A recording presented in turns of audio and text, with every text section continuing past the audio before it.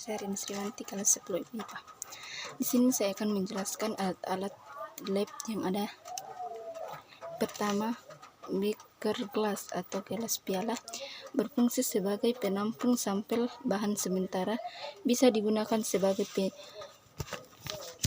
penyimpangan saat sementara. 2. Gelas ukur berfungsi sebagai alat ukur volume untuk sampel bahan cair dengan ketelitian rendah. 3. Corong gelas berfungsi sebagai alat bantu untuk memindahkan atau memasukkan larutan ke wadah atau tempat yang mempunyai dimensi pemasukan sampai bahan kecil. 4. Pengaduk kaca berfungsi untuk membantu menghubungkan larutan. Alat bantu mengalirkan larutan ke dalam corong ketika memindahkan atau ketika menyaring larutan.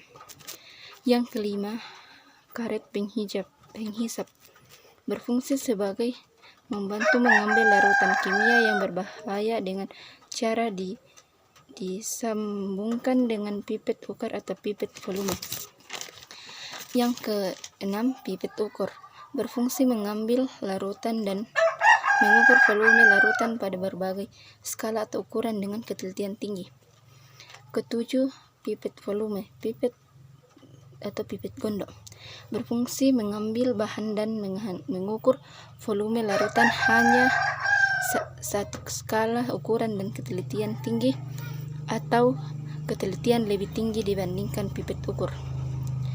Yang kedelapan, pipet tetes atau dropping berfungsi mengambil bahan dan jumlah sedikit atau tetesan, tidak ada skala ukuran volume pada alat ini. Yang kesembilan, labu ukur atau laba takar berfungsi membuat satu larutan dengan volume yang diketahui secara teliti. Fungsi yang kedua yaitu mengencerkan larutan sampai volume tertentu dengan ketelitian yang tinggi. Yang ke-10, batang pengaduk ujung spiral berfungsi sebagai menghomogenkan larutan kimia. Yang ke-11, spatula stainless steel berfungsi mengambil bahan kimia padat. Yang ke-12, lampu spiritus dari logam berfungsi alat pembakar yang terbuat dari logam atau pemanas dengan bahan bakar spiritus. Yang ke-13, botol semprot berfungsi sebagai tempat untuk menyimpan aqua. Yang ke-14, mortar pastel berfungsi untuk menghaluskan bahan. Ke-15, klem buret bentuk X berfungsi sebagai tempat meletakkan buret. 16, buret berfungsi sebagai alat yang digunakan untuk melakukan tetrasi. Yang ke-17, pengaduk L berfungsi untuk meratakan sampel yang dimasukkan ke dalam media yang ada di cawan petri dengan cara diputar.